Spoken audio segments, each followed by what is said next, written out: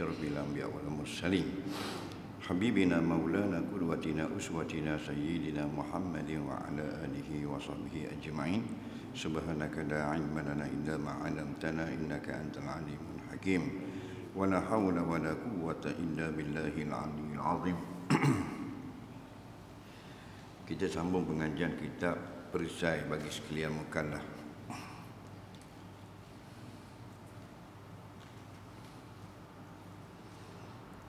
Kata pengarang rahimahullahu ta'ala, muka surat 181 baris 10 dari atas, versi Jawi. Dan yang keempat, yakni yang dari 10 sahabat Nabi radhiyallahu anhum yang disebut masuk syurga, Sayyiduna Ali radhiyallahu anhu. Kunyahnya Abul Hasan dan Abu Turab, iaitu anak bagi Abu Talib, Sayyidina Ali bin Abi Talib. Bermula nama Abu Talib itu Abdul Manaf bin Abdul Muttalib, nenek kandung Nabi SAW. Ibunya Fatimah binti Asad bin Hashim adalah ia Sayyidina Ali yang mula-mula masuk Islam dari zaman kanak-kanak. Dan hadir ia Sayyidina Ali akan segala peperangan Nabi SAW, diperanakkan akan Ali 23 tahun sebelum hijrah. Dan mati syahid ia Ali pada bulan Ramadan tahun yang ke-40 daripada hijrah. Dan adalah ia pada ketika itu yang lebih afdal sekalian mereka yang di atas muka bumi. Umurnya Ali 63 tahun. Dan yang kelima Sayyidina Talhah radhiyallahu anhu. Kunyahnya, gelarangnya Abu Muhammad, iaitu anak bagi Ubaidullah bin Usman bin Amrin bin Ka'ab bin Tamim bin Murrah At-Taimi. Ia salah seorang daripada 8 orang sahabat yang terdahulu masuk kepada agama Islam, iaitu Talhah. Memberi oleh Nabi SAW akan diakan Talhah satu bahagian daripada ghanimah Perang Badar, maksudnya harta rampasan Perang Badar. Dan adalah tangannya lasa kerana memelihara ia dengan dia akan Nabi SAW pada Perang Uhud. Talhah bin Ubaidillah, tangan dia ni jadi kering, maksudnya hilang deria rasa. Ketika dalam Perang Uhud, dia menjaga dengan tangannya dari kena senjata kepada badan Nabi SAW. Sampai tangan tu jadi lasa, jadi benda tak ada rasa. Macam kita hilang deria. Adalah Sayyidina Abu Bakar radhiyallahu anhu apabila disebutkan akan Perang Uhud, nescaya berkata ia Abu Bakar, demikian itu hari sekaliannya bagi Talhah, menamakan dia oleh Nabi SAW sebagai Talhah Al-Khair dan Talhah Al-Jud dan Talhah Al-Fayad. Diperanakkan dia 27 tahun lagi sebelum hijrah. Dan mati syahid ia Talhah pada Perang Jamal, Perang Unta, tahun 36 kemudian daripada hijrah. Umurnya 64 tahun, lebih setahun daripada Nabi. Dan yang keenam Sayyidina Zubair radhiyallahu anhu, iaitu anak bagi Awam, Zubair bin Awam. Kalau kita dengar Zubair bin Awam, Talhah bin Ubaidillah, 10 orang yang masuk syurga yang Nabi sebut. Bin Khuwailid bin Asad bin Abdul Uzza bin Qusay bin Kilab al-Asadi. Bondanya Safiyah binti Abdul Muttalib radhiyallahu anha adalah ia yang mula-mula mencabut pedangnya pada sabilillah, iaitu Az-Zubair, orang yang mula-mula buat keluar senjata dalam peperangan Islam. Berpindah ia Zubair 2 kali pindah, dan hadir ia Zubair pada segala peperangan Nabi SAW semuanya. Menghimpunkan oleh Rasulullah SAW akan 2 ibu bapaknya bagi Zubair pada Perang Khandaq. Wafat ia pada tahun 36, kemudian daripada hijrah. Kemudian daripada pulang ia Zubair daripada Perang Jamal. dan kuburnya pada Wadi Sabak daripada pihak negeri Basrah dekat selatan Baghdad, umurnya 60 tahun lebih. Yang ketujuhnya Sayyidina Sa'ad radhiyallahu anhu, iaitu anak bagi Abi Waqqas, Sa'ad bin Abi Waqqas. Namanya bagi Abi Waqqas Malik bin Wahib bin Abdul Manaf bin Zahrah Az-Zuhri. Hadir ia pada segala peperangan Nabi SAW. Adalah ia yang mula-mula melontar pada sabilillah, iaitu melontar senjata, melontar panah pada perang sabilillah, perang Islam, iaitu Sa'ad bin Abi Waqqas. Adalah ia Sa'ad yang ketujuh bagi 7 orang pada Islam. Dia nombor 7. Diperanakkan akan dia 17 tahun lagi sebelum hijrah, dan wafat ia Sa'ad di Aqiq, iaitu nama tempat 10 mil 10 batu dari Madinah. Tapi mil ni mil Arab lah. Kalau mil Amerika kita pakai ni, 1 mil 1 batu 1.6 kilometer. Adapun mil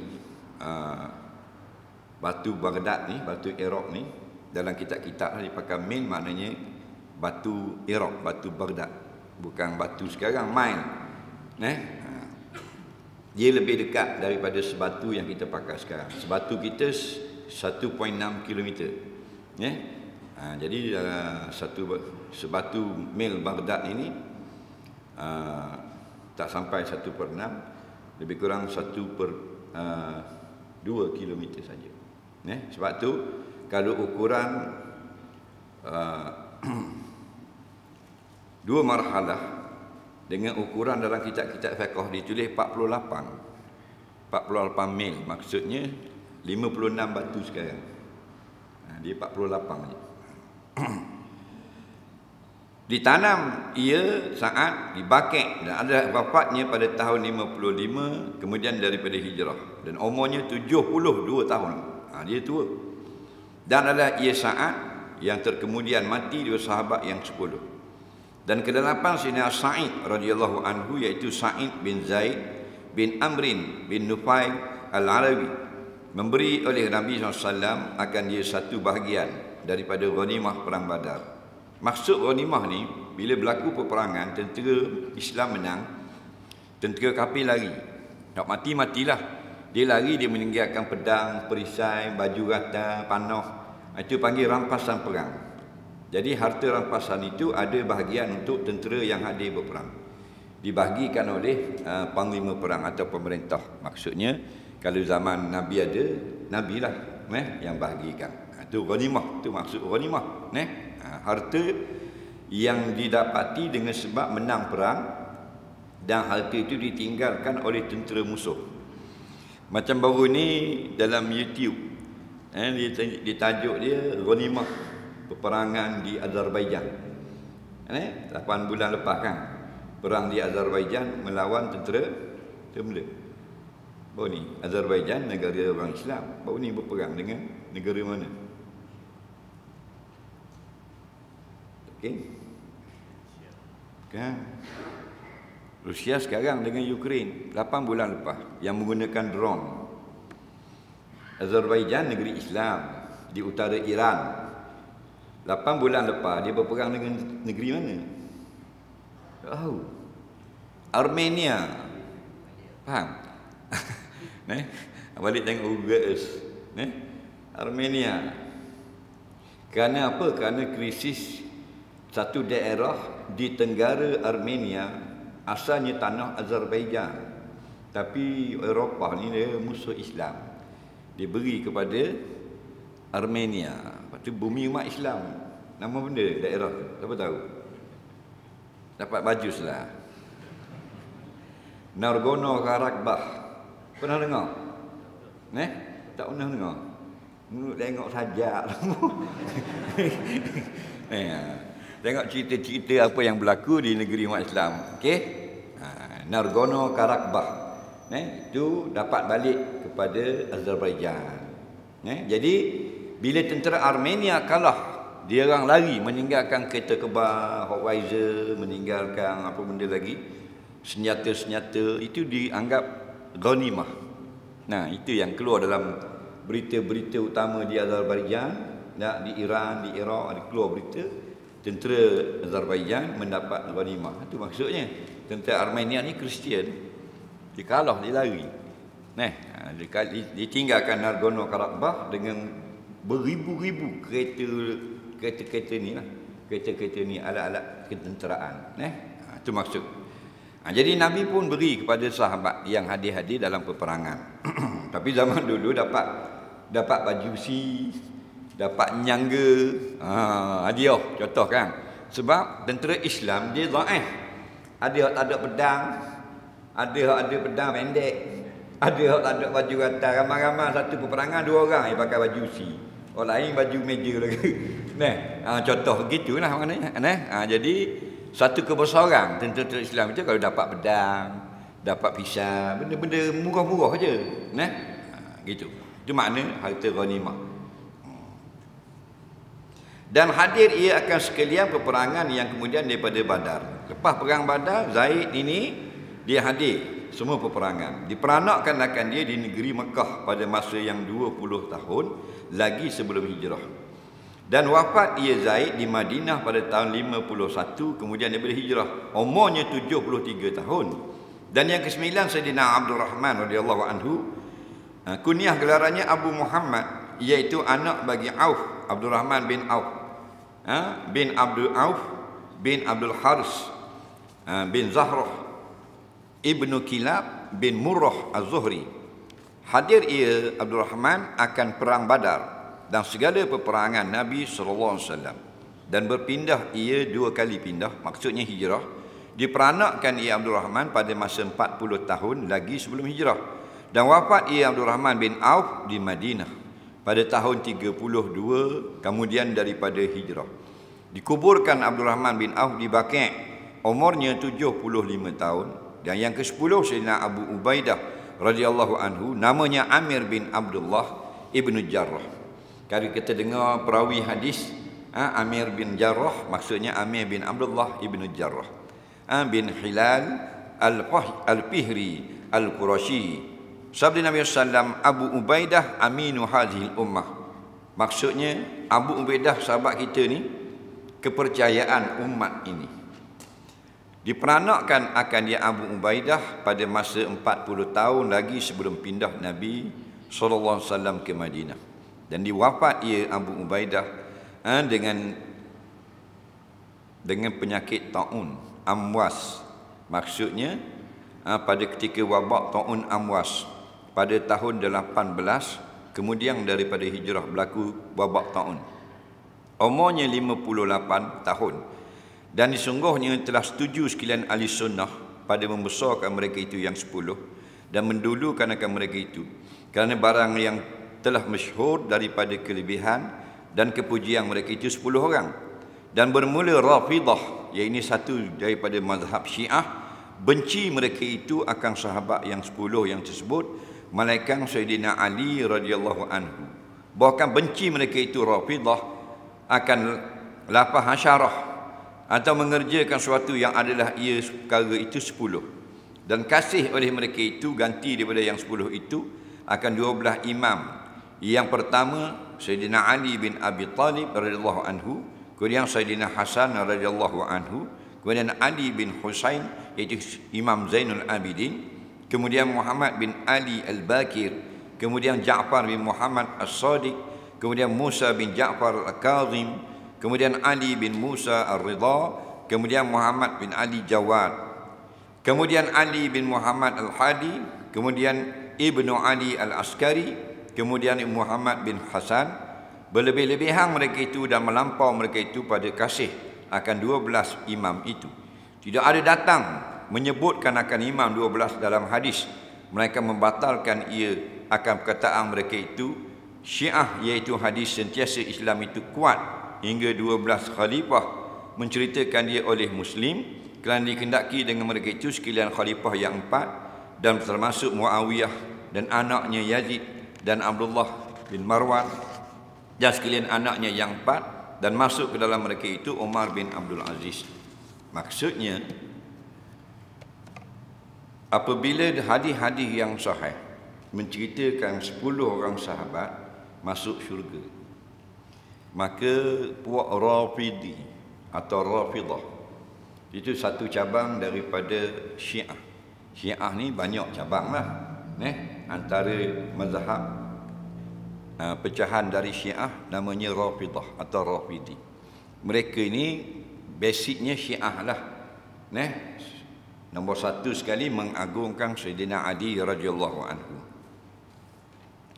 Dan mengagungkan Sayyidina Ali radhiyallahu anhu adalah sama dengan kita ahli sunnah wal jamaah. Kita pun mengagungkan Sayyidina Ali, kasih pada Ali, dan cinta kepada Ali. Tetapi beza ahli sunnah dengan Syiah, mengagung-agungkan mereka itu melampau. Dan kan innallaha la yuhibbul muhtadin. Nampak mu'tadin, Allah Ta'ala tidak suka mu'tadin, orang yang melampau. Melampau itulah yang menjadikan beza mereka. Sehingga ada setengah daripada mazhab Syiah yang menolak kepimpinan Sayyidina Abu Bakar dan Umar kerana dia kata peteh keting Ali. Lepas tu Ali dulu jadi khalifah. Jadi ulama menghukumkan orang yang menganggap Ali sepatutnya jadi khalifah, menolak Abu Bakar sebagai fasik, tidak kufur. Tapi ada lagi pecahan Syiah yang kufur, sehingga menganggap yang sepatutnya jadi nabi itu Ali. Ali itu sendiri patut jadi nabi, itu melampau-lampau lagi. Batu kita sederhana. Kita ni semuanya sederhana. Nabi kata khairul umuri awsatuha. Sebaik-baik pekerjaan sedang-sedang. Kita tidak memperlekehkan Ali, kita kasih kepada Ali. Tapi kasih kita kepada Ali tidak melampau batas. Dia gitu. Melampaunya kasih kepada Ali sampai dihina dan ditolak 9 lagi sahabat yang lain. Ali seorang saja. Dan ditukar dengan 12 imam. Cuma nak pesan, ahli sunnah wal jamaah mengakui akan 12 imam itu sebagai orang-orang yang berkelebihan.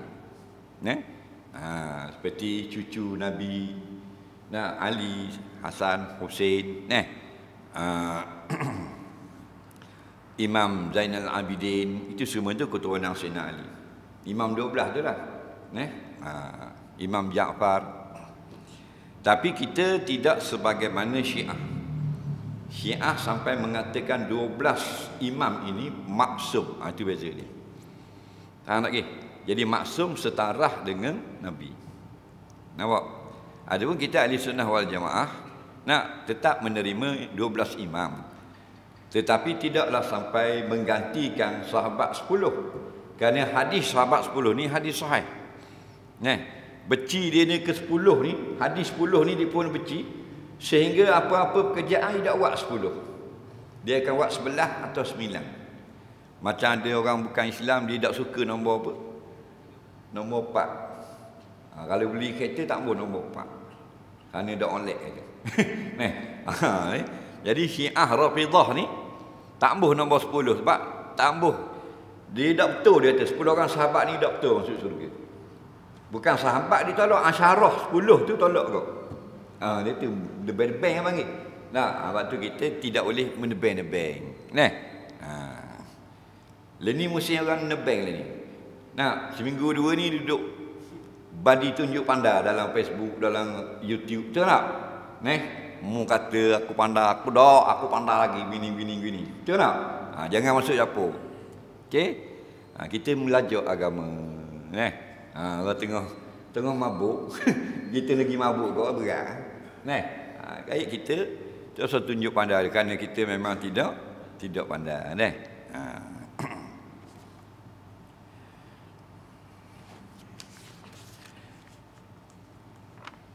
Jadi bukan imam-imam 12 yang dipuji-puji oleh Syiah ini salah, sesat tak. Mereka imam yang benar. Imam Ja'far Shadiq dan seumpamanya. Imam Zainal Abidin. Itu imam-imam yang benar. Tapi diagung-agungkan sampai ke darjat maksum. Setara dengan Nabi dan lebih dari sahabat. Situ salah. Macam kita lah, ngaji ada guru. ada ustaz kita. Tapi ada orang setengah tu tak asuh. Siapa guru dia kalau minum arak pun harus. Faham lagi? Itu sudah asabiah. Nak membenarkan benda belahmu, benda yang terang-terang salah. Kemudian katanya pengarang iaitu Imam Tahawi. Kitab ni matan dia Imam Tahawi. Salah seorang daripada imam ahli sunnah wal jamaah. Imam-imam tentang akidah. Kita dengar Imam Ahmad bin Hanbal yang besar, nama besarlah dalam akidah. Imam Abu Hasan Al-Ash'ari, Imam Abu Mansur Al-Maturidi, Imam apa benda ni? At-Tahawi. Dah, ini imam besar. Mereka ni semua ni imam-imam salaf. Inilah imam-imam salaf. Maksudnya mereka hidup 300 tahun ke bawah.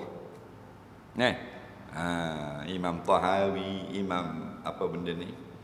Imam Ahmad bin Hanbal, Imam Hanbali, Imam Asy'ari, Imam Maturidi, ini semua ni imam-imam salaf. Tapi sekarang ada orang dianggap dia imam salaf. Yang dulu tidak salaf. Itu salah. Itu salah. Yang sekarang duk dakwa salaf, salafi itu bukan salaf. Itu orang moden, orang tahun 1900. Faham? Ibu tahun 1980. 1993. Tu bukan salaf. Itu sama dengan kita je. Salaf ni maksudnya imam-imam yang lahir 300 tahun hijrah ke bawah. Hidup di zaman tu. Imam mazhab fiqh pula yang kita ikut tu, Hanafi, Syafi'i, Maliki, Hanbali. Ini semua imam salaf. Inilah salafi yang betul. Faham? Jadi siapa yang bermazhab Syafi'i, dia mengikut imam salaf. Kerana Imam Syafi'i dilahir tahun 150 hijrah, wafat tahun 204 hijrah, belum sampai 300. Itu imam salaf. Bukan hak sekarang ni wawa tu. Itu bukan. Itu bukan, itu khalaf, imam kemudian. Berkata Imam Tahawi, wa man ahsanal qawla fi ashabi Rasulullah sallam wa azwajihi tahirati min kulli danas wa zuriyatihi al-muqaddasin min kulli rijsin faqad bari'a minan nifaq. Dan barang siapa mengelokkan akan perkataan pada sekalian sahabat Rasulullah SAW dan sekalian isteri yang suci mereka itu daripada tiap-tiap daki, dan sekalian anak cucunya yang dibersihkan daripada tiap-tiap yang kotor, maka sungguhnya telah lepas ia orang itu daripada nifak. Maksudnya wajib kita mempertahankan akan kesucian keluarga Nabi sallallahu alaihi wasallam. Kita kena defend isteri-isteri Nabi. Kita hormat mereka, muliakan mereka. Ahlul bait, anak isteri Nabi, cucu cicitnya. Itu maksudnya. Jangan kita buat lebih kurang. Oh, anak Nabi cerita kau. Jangan awak cakap merendah-rendah gitu. Betul tak? Kerana apa? Kerana Nabi itu kekasih kita, Nabi kita. Maka anak isteri itu kita hormatlah. Macam kita guru, walaupun tok guru kita ajar muqaddam je. Dia tak ajar kitab besar, tafsir muqaddam je. Atau mengajar iqra' je. Jadi kita kena muliakan isteri dia, anak-anak dia. Faham lagi? Itu maksudnya. Apatah lagi Nabi. Yang menyebabkan kita ni dapat menumpang rahmat Allah di muka bumi. Wa ma arsalnaka illa rahmatan lil alamin. Tidak aku utuskan kau wahai Muhammad. Kau tu khitab dia Muhammad. Melainkan menjadi rahmat. Maksudnya kita tumpang rahmat Nabi akhir zaman, Nabi Muhammad SAW. Allah jadikan, nak tunjuk hebatnya alam ini kepada Nabi Muhammad SAW. Kita tumpang tengok retek. Orang buat sujuh lapis langit, buat gunung, buat planet, buat bulan, matahari, bintang, buat lautan. Nak tunjuk ke Nabi kita. Kekasih dia. Dan kita nepang. Faham lagi? Tupang kelih. Nepang jangan sangonyo. Faham lagi? Nupang. Kita nupang lebih dia tuan rumah je. Maksudnya muliakan. Kenapa? Kerana mereka ni isteri Nabi. Muliakan anak cucu, kerana anak cucu Nabi. Nabi tu siapa? Nabi kita. Nabi tu hak tolong kita lagi. Bukan anak-anak kita tolong. Faham? Anak-anak kita tembak lagi. Masa ni kita rebah, memang anak kita panggil ambulan. Anak kita dua orang jalan, pergi jalan. Kita bawa rebah. Anak kita nampak, dia telefon tak ambulan? Telefon. Ambulan ni ayah ni. Kopi. Ambil bola pembong lagi. Pasal apa? Pasal ayah dia. Tahu tak? Kita duduk surah tengah dengar ni orang kata bini kita rebah rumah. Faham tak lagi? Rebah. Dok sedar. Kita pergi kuliah ke balik dulu?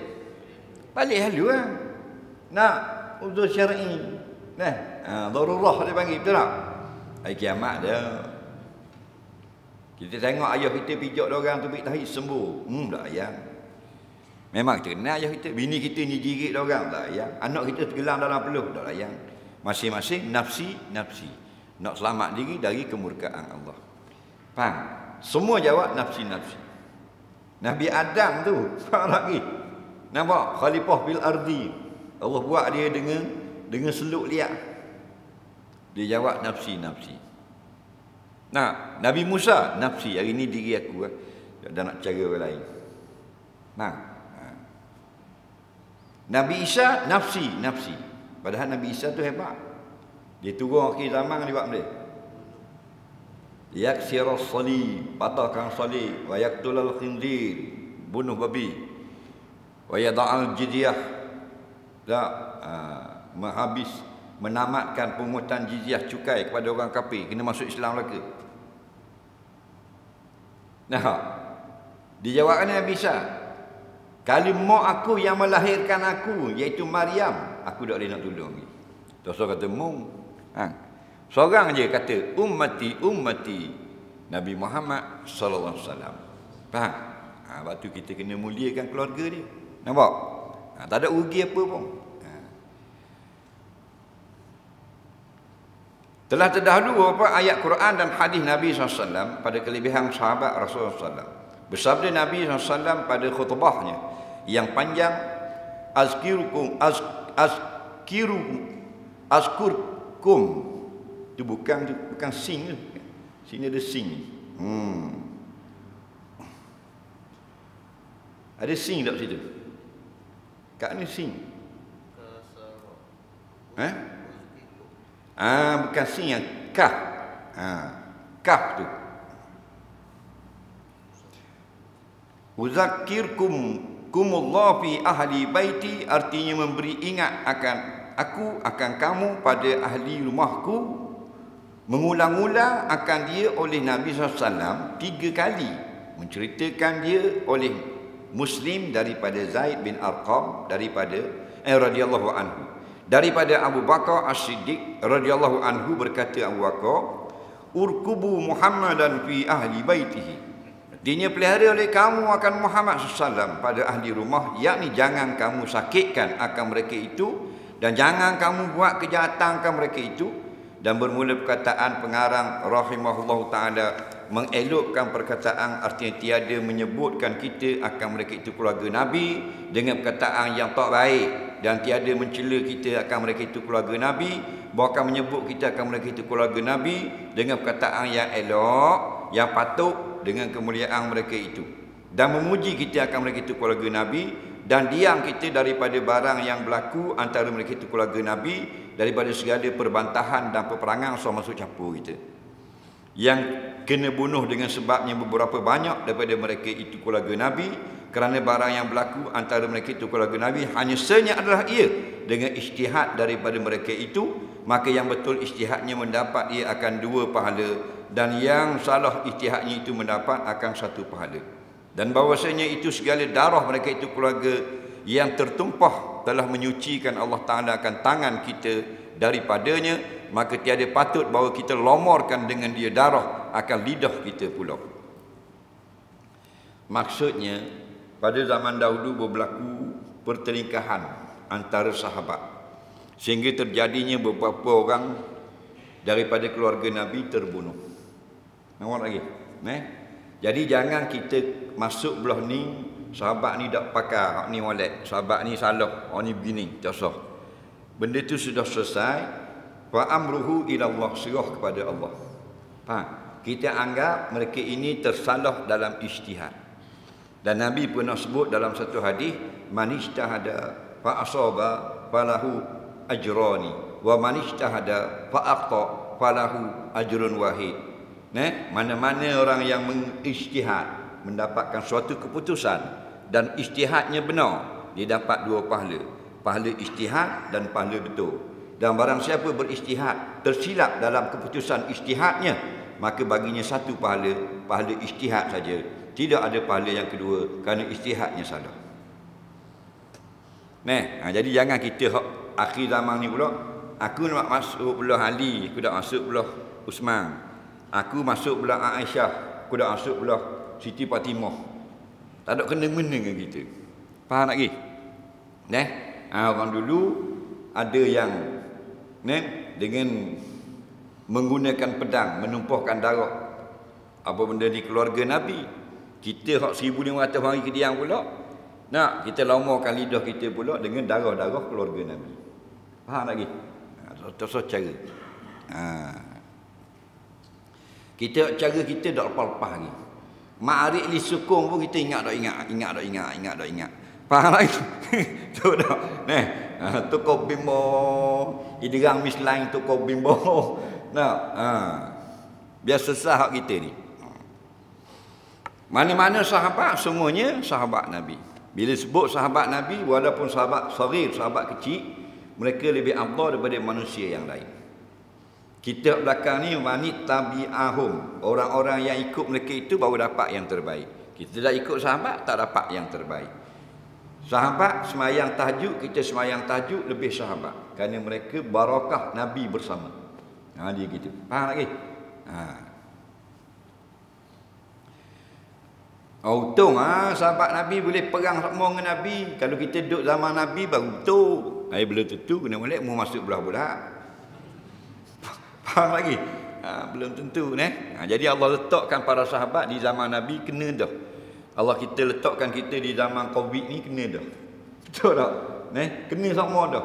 Kerana Allah ni Rabbil Alamin. Tak usah petikarlah. Dan kita akan dapat jumpa semua sahabat Nabi di dalam syurga. Yang kita naknya masuk syurga. Dan masuk, mu nak jumpa dengan siapa? Atas dunia ni kita tak bolehlah jumpa Nabi apa, nak jumpa MB je. Nak jumpa YB dah. Di akhirat orang nak jumpa Nabi. Kemudian nak tengok sahabat Nabi. Seronok boleh tengok. Sahabat. Gini Abu Hurairah. Gini Sayyidina Abu Bakar muka dia. Itu yang terbaik. Ni tengok muka pokok dulu. Dan hanya saja berkata oleh pengarang rahimahullah, maka sungguhnya telah lepas ia daripada nifaq, kerana bahawasanya ar-rafid artinya berlebihan pada mazhab Syiah dan mengharuskan akan mencela sahabat radhiyallahu anhum. Hanya saja mereka reka akan dia oleh munafik yang tiada berpegang dengan suatu daripada agama, maksudnya membatalkan agama Islam dan mencela Nabi SAW, seperti yang menyebut akan yang demikian itu oleh ulama. Maksudnya tanda kita ni tidak munafik, kita muliakan keluarga Nabi. Kalau kita tak mahu muliakan keluarga Nabi, ada nifaq di dalam hati. Itu maksud hubbur Rasul, kasih pada Rasul ialah kasih kepada kaum keluarganya. Kalau kita suka kepada isteri kita, bila kita berkahwin, kita kena muliakan ibu bapa ni. Padahal bukan ibu bapa kandung kita. Ibu mertua tak, bapa mertua. Kena hormat. Adakah wajib kena taat pada ibu mertua? Tak wajib, tapi wajib hormat. Ada orang yang tak erti, dia kira bukan mak dia, mak ini dia, dulu dia apa? Apa aku nak ikut dia? Dia tak begitu. Jadi dia perkahwinan tu dia nak hak puang tu sekor. Faham? Perkahwinan ini kita dapat satu keluarga. Kena faham baik. Kita kahwin dengan seorang perempuan, kita orang apa benda Globila. Kita kahwin dengan orang Gulu Gajah. Tak, ada gelung-gelung kena nikah. Nah. Nah, bila kita kahwin maka perempuan tu anak dia jadi isteri. Mak dia ibu mertua, ayah bapa mertua, adik-beradik jadi ipar. Dapat semua. Faham lagi? Jadi tarong jadi kasih sayang. Jadi ta'aruf jadi berkenal-kenalan. Kemudian ta'awun jadi bertaling tolong-menolong. Nah, walaupun ipar saja atau birah saja, dulu kalau tak bocor tepi jalan orang tak cara.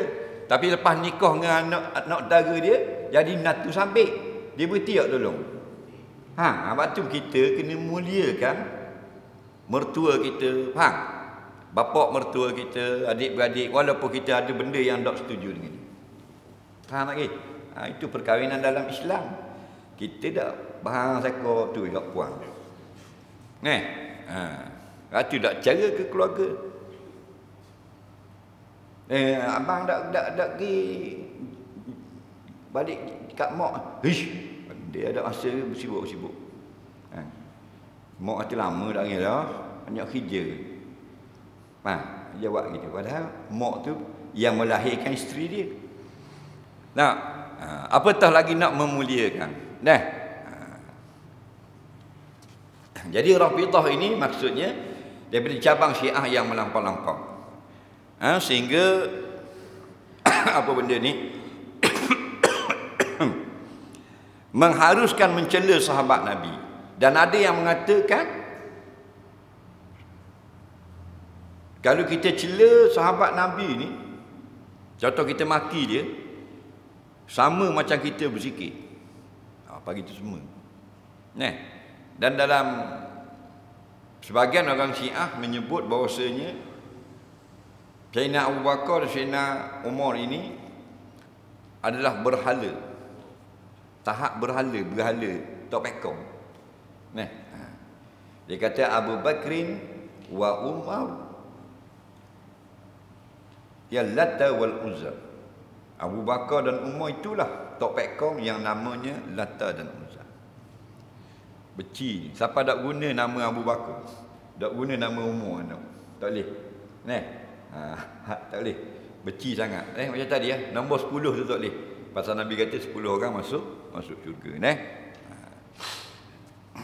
Bukan semua yang dipuja oleh Syiah itu orang yang salah, orang yang tidak betul. Kita ingat balik sebahagian yang mereka puja-puja itu adalah sahabat yang baik, yang patutnya kita kasih kepada dia. Tapi kita berbeza dengan Syiah, kita tidak melampau. Kasihnya kita kepada Sayyidina Husain, kita sedih. Sayyidina Husain dibunuh di peristiwa Karbala kerana dia cucu Rasulullah. Betul tak? Tapi mereka berlebih-lebihan pada bersedihnya sehingga hari Karbala ambil kata, ambil pisau, ambil apa, toreh pada suruh itu tubik darah. Biar apa yang Husain rasa tu kita rasa tak pedih ni. Kan Husain kena tikam, kena bunuh. Jadi kita kerak atas tubuh kita biar tubik darah. Itu panggil melampau atas.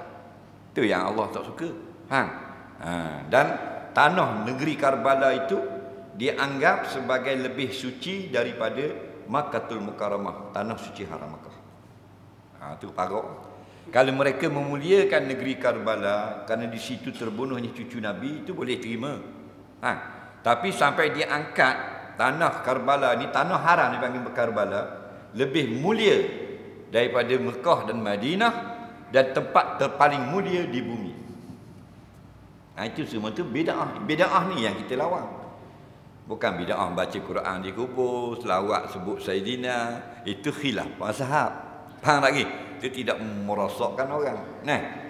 Sehingga kan tanah Karbala itu diletak dalam uncang. Tak launcang bila nak semayang cuah kat tempat sujud, cuah pasir dia sujud. Habis tu kutip pula pasir bubuh dalam uncang. Lening dia tak buat pasir dah, dia buat tokor. Dia gaul uli jadi tanah liat, bocok. Pak Adidas ke Puma ke apa ke, buh jual. Buh lah kocek senang kering. Nak bayang dia RNR lepuk buh tutik. Bung atas tu. Itu bagi melampau. Inilah bid'ah yang sesat. Faham? Ini bid'ah yang sesat. Ni baca Yasin orang mati, bid'ah sesat pula dah. Kan benda khilafiyah. Pakai serban ekor kanan, ekor kiri. Pandai dia nak pakai ekor serban ke ekor kiri pun. Nak. Nak pakai piyuh apa piyuh.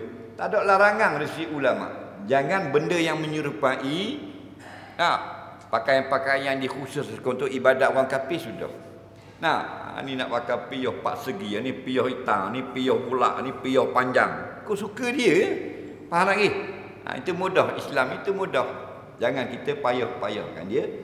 Akhirnya masuk nafsu, dia jadi melampau batas. Wallahu a'lam.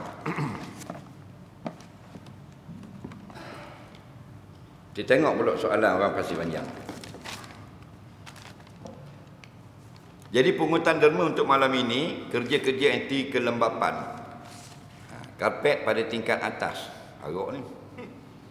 Tabung-tabung sila gerakkan di sebelah anda, disediakan di belakang.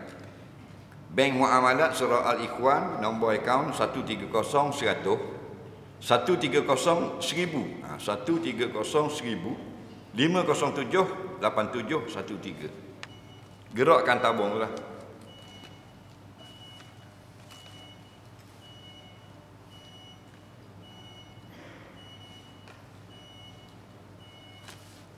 Baik. Sambil-sambil kita gerakkan tabung, kita tengok persoalan.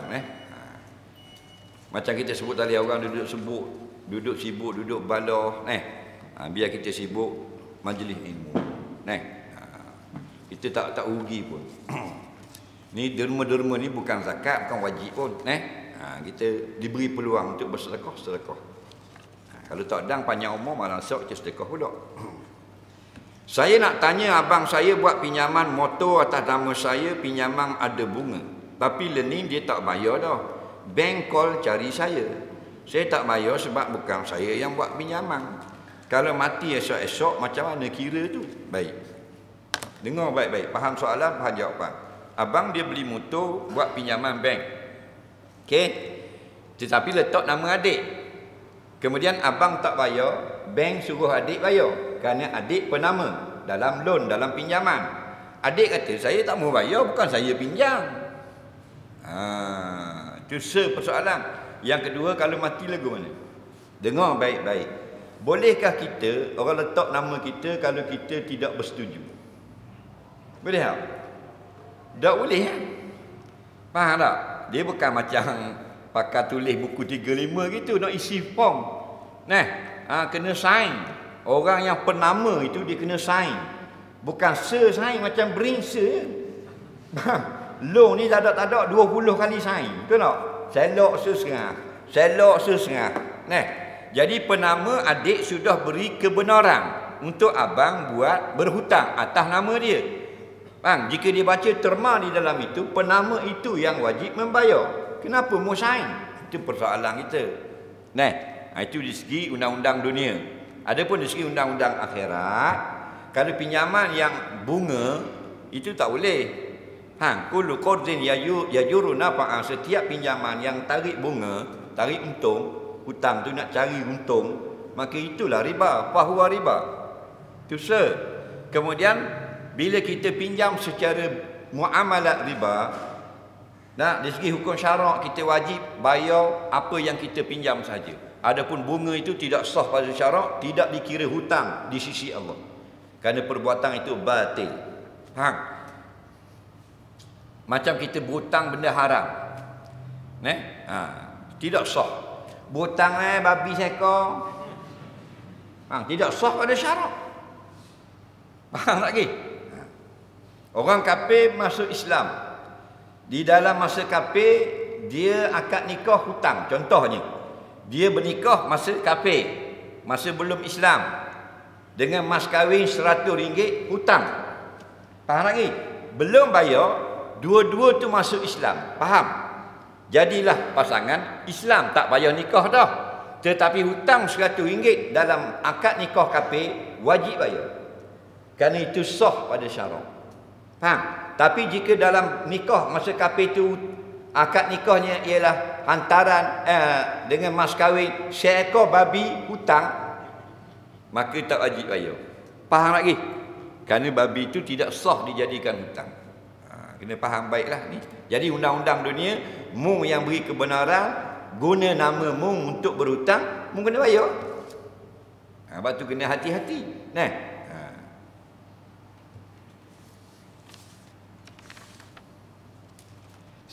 Supaya tidak berlaku makmum mendahului imam, apakah makmum perlu faham dan buat bila berlaku takbir perceraian rukun takbir intiqalat? Begini, cara yang terbaik ialah bila imam itu sudah rokok. Maksud sudah rokok bukan baru nak rokok. Sudah rokok. Allahu Akbar. Itu panggil sudah rokok. Barulah afdal makmum bergerak beramai-ramai. Allahu Akbar. Kalau imam baru nak rokok, mu pergi rokok juga, tidak sunat. Faham? Biar imam sudah rokok. Iza raka'al imamu farka'u. Bila imam telah rokok, Allahu Akbar. Itu panggil telah rokok. Kita pun Allahu Akbar. Imam telah sujud. Allahu Akbar. Itu panggil telah sujud. Kita baru bergerak Allahu Akbar. Baru tak jadi memotong imam. Faham? Sebab kalau imam Allah, kita Allah. Kalau sama umur, sama siapa? Imam 75, makmum 75, okey lagi. Tapi kalau imam 81, makmum 18. Imam Allah, makmum Allah. Imam baru nak turun ni, tangan nak betul jack sawah. Tepik tangan nak betul lu, takut gerecoh tali air. Faham lagi? Siapa tu? Itu tak comel. Jadi ingatlah, semua perbuatan semayang tak termasuk amin dan takbiratul ihram. Hak lain. Takbiratul ihram tak masuk, amin tak masuk. Semua afdal imam selesai buat, kita baru buat. Adapun takbiratul ihram, imam wajib kena habis dulu akbar, baru makmum boleh Allahu Akbar. Bang, adapun amin afdal sama. Amin. Kerana apa? Kerana dapat ampun dosa daripada Allah kalau sama. Nah, tapi kita yang suruh lambat, kita sama dengan imam rokok sujud. Yang suruh sama, amin tak sama pula. Tu imam kena min. Tu imam ming. Jadi choir dah pula. Nah, apa tu? Amin. Soalan seterusnya. Ada balotang yang menegak air sampai nak buat guana tayamum? Baik. Tangan kita ada plaster. Contohnya gini. Tok gini ada jarum. Masuk gini jarum. Covid.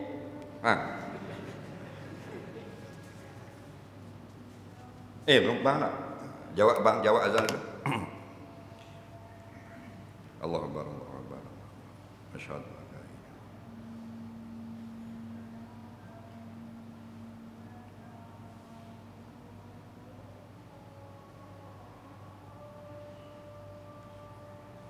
Asyhadu anna Muhammadar Rasulullah.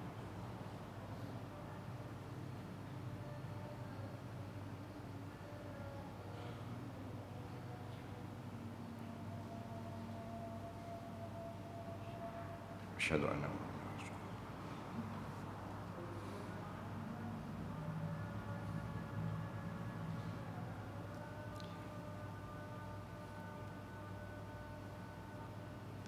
La haula wala quwwata.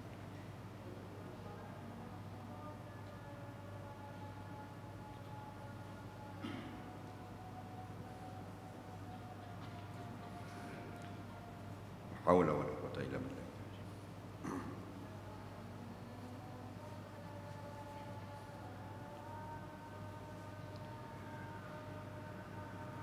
La haula wala quwwata illa billahil aliyyil azim.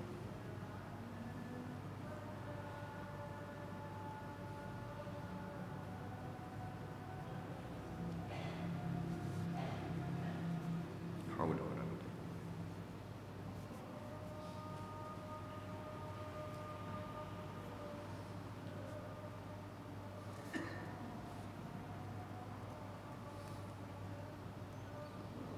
Allahu Akbar, Allahu Akbar.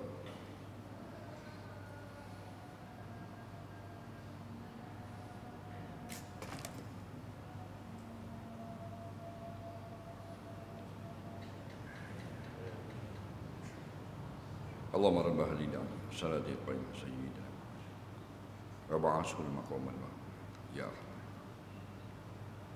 Amin ya Allah. Baik, kita sambung sikit lagi. Tangan kita plaster masuk hospital. Apa plaster sini sebab nak masuk jarum. Contoh mudah. Jadi bila kita tak boleh nak buka, nak ambil wuduk, nak buka tak boleh, maka tangan anggota wuduk. Caranya basuh muka dulu, basuh tangan, hak sunat-sunat tu termasuklah. Basuh muka, basuh tangan kanan, tangan kiri ada plaster.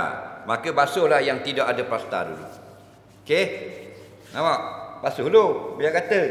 Lepas tu jangan lagi basuh kepala. Kita tayamum. Sebab apa tayamum? Di sini tak kena air. Ingat tak? Tayamum, tepuk, sapu muka, aku bertayamum nak mengharuskan solat daripada tempat yang tak kena air pada tangan. Tepuk yang kedua tangan, tepuk yang ketiga ni dua pun buat gini. Dekat jarum tu janganlah buat kuat, cabut jarum lah. Faham? Lepas tu sambung sapu air di kepala, telinga, basuh kaki. Contoh. Faham? Tapi kalau boleh cabut, baik cabut, tak payah tayamum. Basuh dengan air. Basuh tangan, basuh tangan, basuh tangan semua sampai dekat dada jarum ni, buka sebelah. Saya pernah buat. Buka sebelah. Buah air sini. Jangan jiru air. Dia tak mesti jiru. Ambil air sedikit. Buah gitu. Lepas tu, lak lah. Lak, ambil tisu, lak lah. Nampak? Tutup lah. Tutup ni. Buka belah ni pula. Okey? Sapu air. Tutup dah, ya tayamum. Kayak kita tanya lah, dah tisu yang nak ambil di mana? Tombok dalam muka ni. Cari dia tisu. Mudah tak? Kalau gitu tak payah tayamum lah. Soalan seterusnya.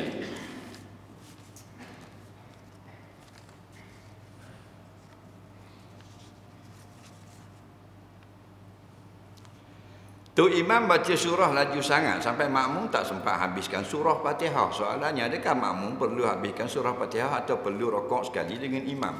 Baik. Imam takbir, Allahu Akbar, kita pun mari Allahu Akbar, tapi tu imam baca laju, Alhamdulillahirabbil alamin, doli habis dulu. Kita mana boleh habis. Baik. Jika imam itu membaca dengan bacaan yang biasa, mu boleh tak habis Fatihah? Boleh. Kalau mu boleh habis, maka mu muafiq. Jangan kira dengan bacaan imam tu. Faham lagi? Jika imam membaca dengan bacaan yang biasa, yang mu'tadil, yang tidak laju, yang tidak perlahan, maka kita dikira sempat habis. Maka awak dihukum muafiq. Bila muafiq, biarlah imam rokok pun kita habiskan Fatihah dan kita rokok.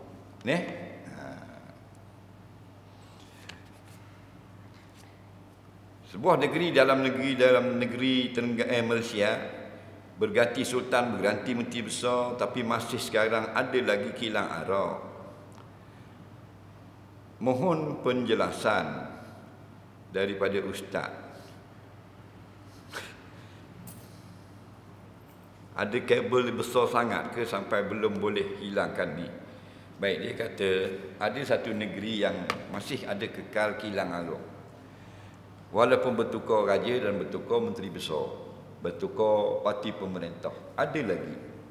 Jadi macam mana kabel? Mana kita tahu kabel dok kabel? Faham lagi? Jadi bukan satu kilang yang besar. Manusia ni sekarang zaman moden ni lah. Mu nak jual kedai kecek pun tak. Ada saluran-saluran tertentu. Nak dapat juga pasar, nak buh kepek je. Oh, ada lain kena ni, kena jumpa Exco, kena jumpa YB, betul tak? Jual kepek je. Apatah lagi kalau nak jual, nak buka sampai kilang begitu besar.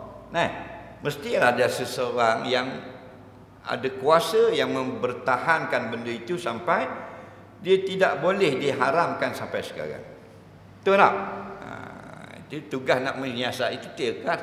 Yang rakyat telah lantik dan gaji mereka itu polis, biro pencegah rasuah dan sebagainya. Mereka patut buat kerja nak siasat bagaimana benda ini masih berterusan dan sebagainya. Ini bukan kerja para asatizah. Asatizah ini menyampaikan hukum.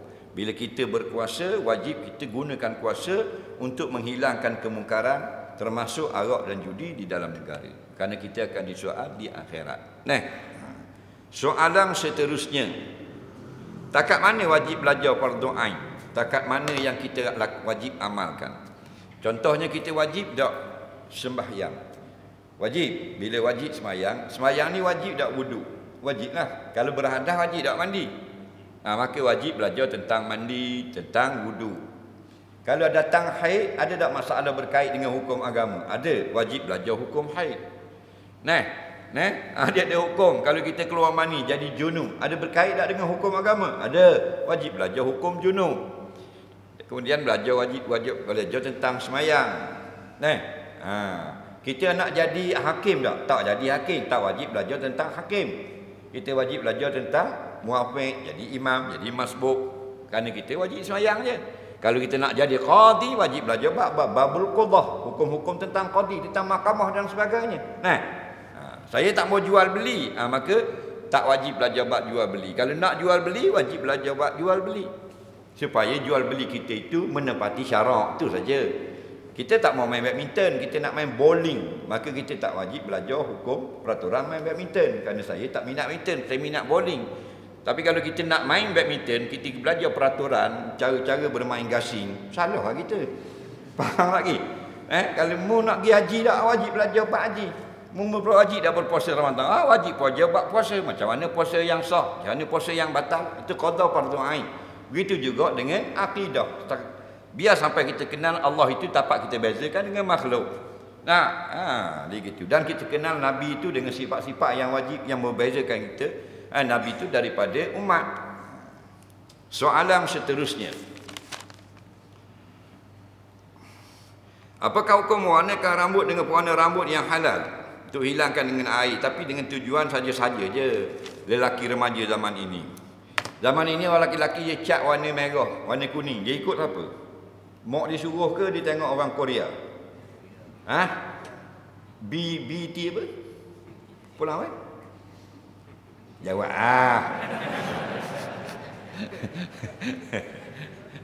nampak? Jadi kalau kerana ikut orang kafir, itu yang diharamkan syarak. Faham? Yang sepakat ulama, bila kita berubah, kita boleh warnakan. Nampak? Nak warna apa? Cuma warna hitam saja. Kerana jumhur ulama melarang warna hitam.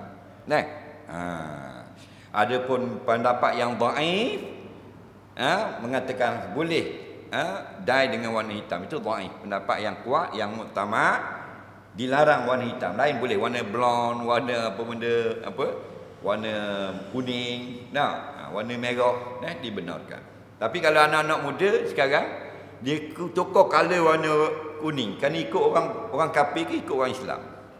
Ikut orang kafir, itu masalah. Itu yang diharamkan oleh ulama.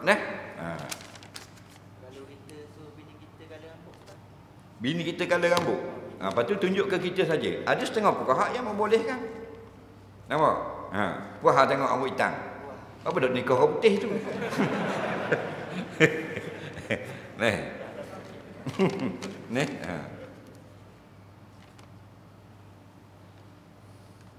Apa beza qada dan qadar dengan kebetulan? Nampak? Kita lama dah tak jumpa Haji Zul kita. Betulan. Tak ada perancangan apa. Memang kalau nak jumpa, memang ada nak khabar satu benda. Tapi nak pergi tu, malah lagi lah. Pasal sibuk, masing-masing sibuk. Haji Zul mari daripada Bukit Depu. Kita mari daripada Pasir Panjang. Dan walek siapa kat Dapilai. Dipanggil berbetulan. Kacang tak kacang. Haji Zul nak pergi rumah kita tak pusing sekarang saja. Haji Zul tanya pula nak pergi Serat tak? Nak pergi kapal laut. Jadi berbetulan. Apa beza qada dan qadar?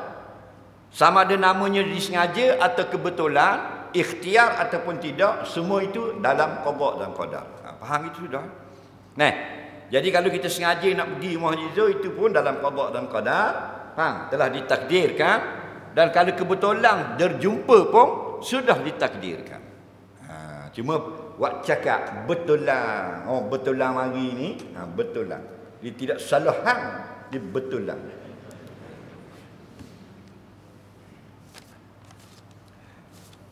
Soalan seterusnya.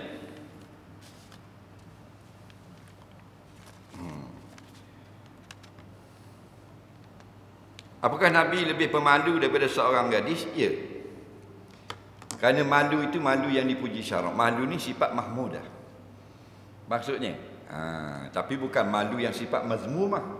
Ada satu lagi malu dicela syarak. Malu nak pakai serban, malu nak kapiah, malu nak pergi surau, malu nak sugi, malu nak semayang, malu nak puasa, malu pergi dengar. Ada tak? Itu bukan malu lagi tu. Nabi itu malu. Maknanya lebih daripada orang lain. Maksudnya malu yang dikasihi oleh agama.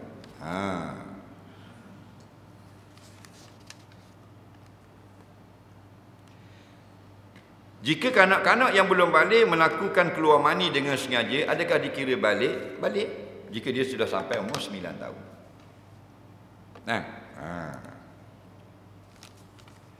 Imam tertinggal rokok dan semayang tapi tidak ada orang tegur. Saya rokok macam biasa, makmum lain pun sama dan kejos mula imam tanpa niat mufarakah. Betul perbuatan saya itu sah ke solat saya jika imam tidak rokok dan perbuatan imam itu menyebabkan rakaat itu tidak sah. Maka wajib imam ganti rakaat satu lagi. Jika di sembahyang subuh itu 2, rakaat yang pertama tidak rokok, rakaat kedua menjadi rakaat 1. Dan kita ini kalau kita rokok maka rakaat kita tetap dikira mufarakah daripada imam, salam awal daripada imam. Tapi kalau imam tetap dengan 2 rakaat juga, dengan rakaat pertama tidak ada rokok, maka sembahyang imam itu tidak sah. Jika imam tidak tahu bahawa dia meninggalkan rokok sampai kiamat, pun di akhirat tidak dikira sah, tapi imam tidak berdosa kerana tidak sedar. Soalan seterusnya. Boleh tak kita berdoa begini? Alhamdulillah, terima kasih ya Allah, bulan ini aku dapat jual 10,000. Sedangkan kita tak tahu lagi, betul tak tahu akan dapat gitu. Gini kita mengatur Allah ke?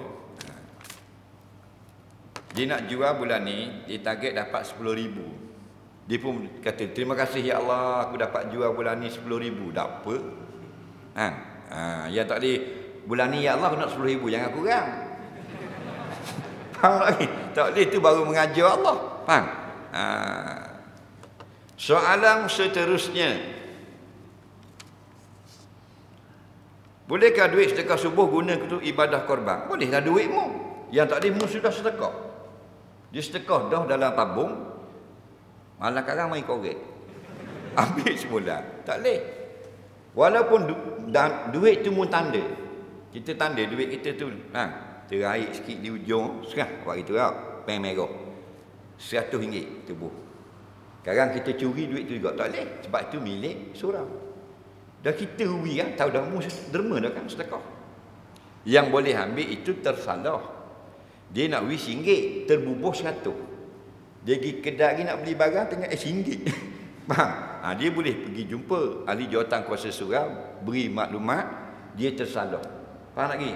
Jadi jika perbuatan itu tidak ada saksi, maka jika AJK itu percaya, dia kembalikan. Faham lagi? Itu kaedah. Tapi kata minggu lepas gini dah mau mari. Tak betul dah ni. Budak belum balik, dia duduk di sah depan. Boleh? Dan yang abang, orang tua depan, belakang belum balik. Tapi kalau ada orang tua ada kosong, belum balik masuk, hukumnya harus. Faham? Kita siapa budak tengah membayar tolak. Gini budak. Faham? Mengganggu orang yang sedang semayang, dan semayang itu sah jika dia telah memayis haram. Sebelum semayang di belakang-belakang. Orang tua nak masuk ni. Ni nak, segi orang tua mari lambat, budak mari dulu, dia penuhkan sah. Maka dia berhak. Soalan seterusnya. Terpijak katak ketika memandu, dosa atau dimaafkan? Lah, terpijak orang budak dosa. Rasulullah kata katok. Katok ini macam orang haram bunuh. Bunuh orang haram, bunuh katok pun haram. Nah, la taqtulu dafadi', jangan kamu bunuh katok-katok tu. Jangan. Kerana dia binatang yang muhtaram. Maksud binatang yang dimuliakan, yang dihormati syarak, ialah binatang yang tak boleh kita bunuh. Nah, inilah kebanyakan binatang yang ada. Nah, dia ada sebab boleh bunuh, ada. Binatang itu dipanggil ghairul muhtaram. Contoh nyamuk. Nyamuk ni jenis gigi orang, kita bunuh, hukumnya boleh. Nah, lipang, kala, ular berbisa, itu binatang ghairul muhtaram, tidak dihormati syarak, maksudnya boleh bunuh. Kerana dia mudarat. Kerana kaedah kita ad-dararu yuzalu. Mudarat hendaklah kita hilangkan. Nah, kucing tak boleh bunuh, ayam tak boleh bunuh.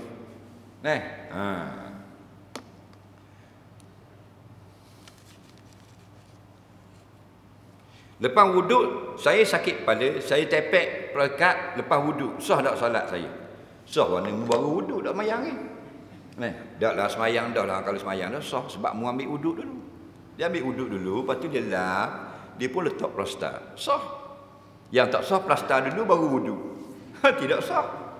Macam nak nikah, nak naik atas pelami, nak pengantin, dia ambil wuduk dulu baru dia make up. Sah. Jadi datang tukang make up, tukang andam pukul 12. Nak make up 2 jam. Jadi dia ambil wuduk dulu. Sebab nanti pukul 2 Zuhur dia boleh sembahyang. Betul tak? Jadi dia ambil wuduk dulu. Pukul 12 lagi orang make up dia.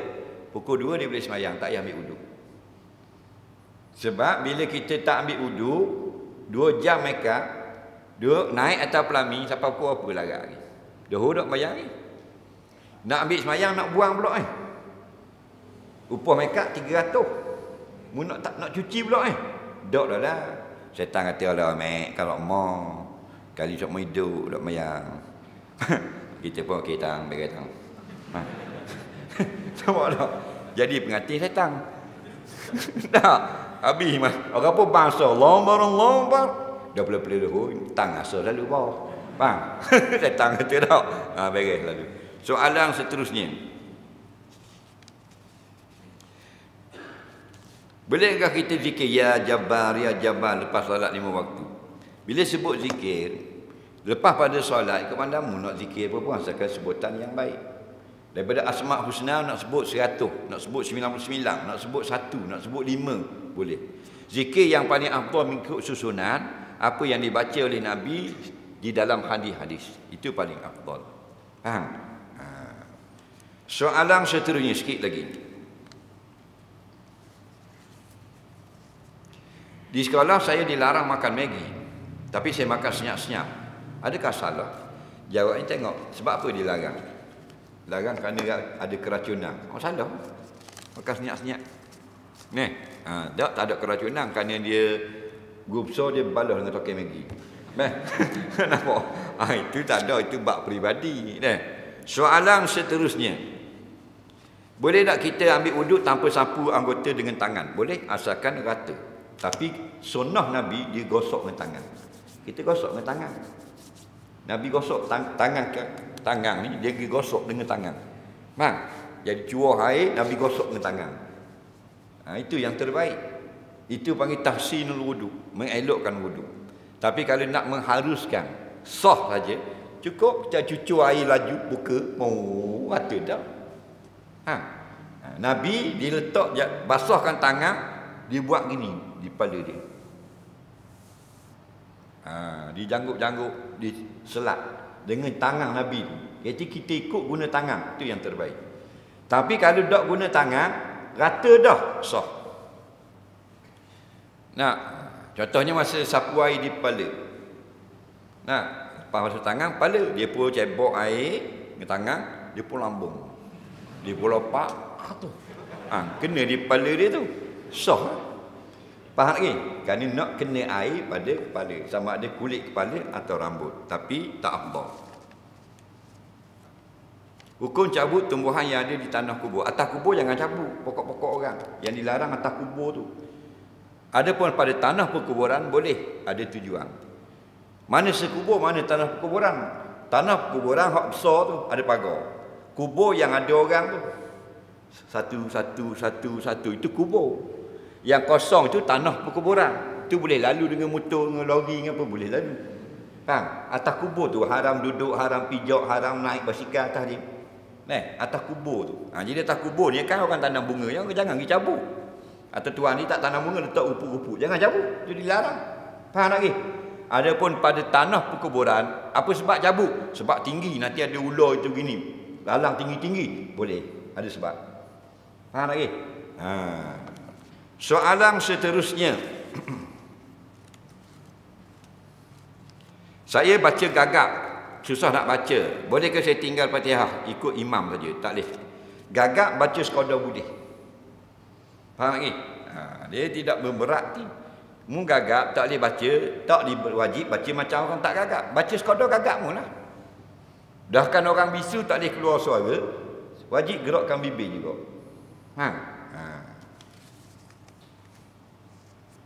Jadi dia tak boleh nak baca habis, dia dia pakai tu imam Allahu Akbar. Kalau nak sapa wadak dhalin juga minggu depan. Jadi sekadar mana lah. Dia orang ni orang payah. Orang payah diberi kelonggaran. Imam rokok-rokoklah. Nampak al-masyaqqah tajlibut taysir. Kalau gagak sikit wajib kena sesat. Bismillahirrahmanirrahim. Alhamdulillahirabbil alamin. Itu wajib habis. Ni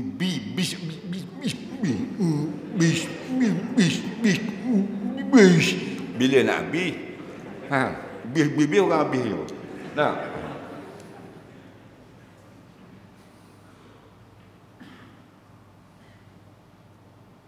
Boleh tak kita buat rosak barang dalam masjid, lepas tu kita banjek harga, kita ganti balik? Tak ada kerja boleh ni. Dia masuk dalam masjid, dia terajang kipas. Faham lagi? Dia terajang, pecah kipas. Dia pun tengok dalam Google, 280. Dia ambil 280, bola tabung. Boleh dosa. Faham lagi? Jangan buat gila gitu. Baik ambil gila pasal lain. Gila gini tak usah. Barang ni barang sabil, barang wakaf, dosa besar. Tak boleh kena. Ni tebah nyamuk. Nyamuk bakarlah. Buanglah sejik. Haram. Dia bangkai kan? Kena bawa buat gila. Kita tak. Tengah-tengah lepak, tengah dengar tu macam MB. Faham tak? Ambil barang tu najis. Nampak? Luar lah kitab fiqh. I'anatul talibin, mughni muhtaj. Tak boleh. Ni koyak uku ni.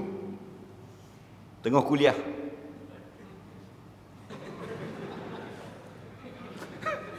Ada tak gitu? Ada. Tak baca ke adabu fil masajid, adab-adab dalam masjid? Walaupun masjid tu buruk, tak boleh. Hak jenis ni kaki gelupah. Kaki gelupah, hidup belakang ni menyanda belah-belah kuliah, belah-belah koyok. Dah kuliah panjang sikit. Koyok. Koyok. Boleh stambung boleh. Kulit kaki. Bila kau qamat Allahu Akbar, duduk situ ke depan? Duduk depan, di depan. Kulit kaki dia setengah kilo belakang tu. Orang luar masuk. Faham lagi? Kulit kaki betul-betul depan orang sujud lagi. Orang lain jadi masa Allah. Ingat ke bunga sejadah? Buruk sujud. Dah sujud, benda tu tinggi masuk dalam mulut. Faham? Petang dia masih lepakok gini. Kulit kaki. Ini masalah. 2 kali dosa. Dosa mengotorkan rumah Allah, dosa khianat orang pula. Alah bandir tu. Jangan buat punah barang masjid. 2 rakaat sebelum subuh lebih baik daripada dunia dan isinya. Sebelum azan, lepas azan. Selepas masuk waktu. Walaupun tak azan. Contohnya subuh 6 suku, dia pun tengok sudah 6 suku, subuh lah. Masuk waktu solat sunat subuh. Hak Nabi kata rakaatani minal fajri khairum minan dunya wa ma fiha. 2 rakaat solat sunat subuh lebih mahal daripada dunia dan isinya. Soalan yang kedua sebelum akhir.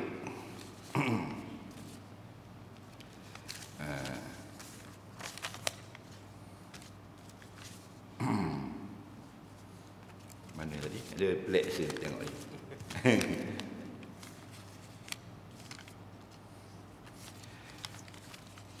Kalau orang rehat lama waktu kerja boleh tak? Biasa bos bagi rehat makan, dan solat. Tapi ada rehat lama. Kalau orang rehat lama waktu kerja boleh tak? Biasa bos bagi rehat makan dan solat. Tapi ada rehat lama, tak faham? Tapi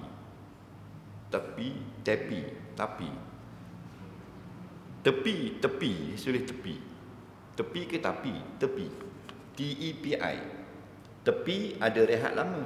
Belah tepi rehat lama. Belah tengah rehat sikit. Tak faham.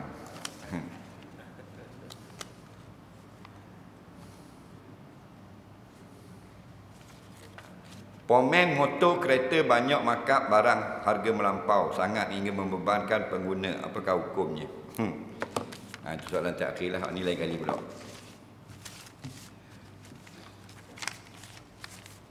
Kita bengkel kereta, motor, basikal kat bandar lah. Jadi apabila orang mari beki motosikal, patutnya benda tu murah je. Dia pergi beli di Pomeng. Harga barang Pomeng bagi dia 180.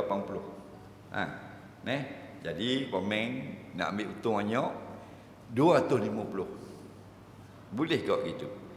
Jawabnya sama macam orang berniaga. Kerana Pomeng itu beli barang itu dengan duit Pomeng. Jadi dia seolah dia yang berniaga jual barang. Maka dalam bab berniaga, kalau benda yang keperluan orang ramai tidak boleh berlipat ganda sampai lagu tu. Kemudian dia ambil cas Pomeng pula.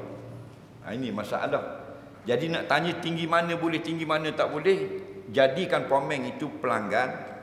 Suka tak kalau dia dibuat begitu oleh Pomeng lain? Kalau tinggi gini aku tak suka. La yu'minu ahadukum hatta yuhibba li akhihi ma yuhibbu li nafsihi. Itu umum hadis. Tidak sempurna iman kamu sehingga kamu suka pada orang lain apa yang kamu suka pada dirimu. Kita nak cah orang ni. Nak cah dia harga dia. Baik, kalau orang cahmu itu mu suka tak? Dok parut orang ni. Jangan buat kau orang. Faham lagi? Sebab tu tak ada spesifik sungguh harga berapa. Nah, jadi nyaknya kau orang tu orang susah, motosikal rosak apa semua. Mu beli di bengkel harga Pomeng 180, tak 200 sudah dah jual balik. Dah 250 saja boleh 80 riyal. Boleh ke dia? Nak kaki upah beki tak? Upah beki 40 riyal. Ni banyak. Banyak. Kereta-kereta banyak kok. Patutnya 3,000 jadi 4,000. Hak 200 400,500. Hak 50 riyal 170. Masuk dia di klinik. Pesakit tu patut beri 2 jenis obat. Satu jenis RM30, 2 jenis RM60. Digibuh di 2 lagi jenis obat yang dia tak perlu pun dia beli etek obat dia. Itu haram. Pesakit nak tanya pula, dari mana Pak? Sakit jenis saya ni melihat kepada apa report tadi 2 jenis ada. Nak tanya gitu? Tak ada. Pak, apa 400,500?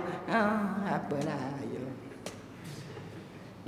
Patut 200. Doktor buat. Budak hak jual ambil obat kaki farmasi, dia ikut apa doktor tulis tak? Nampak? Pegang ni cah. Orang tu kan susah. Itu semua itu akan dipersoalkan di akhirat nanti. Tapi kalau doktor itu buat kajian dengan ilmu dia, penyakit ini ialah ini namanya dan obatnya ini.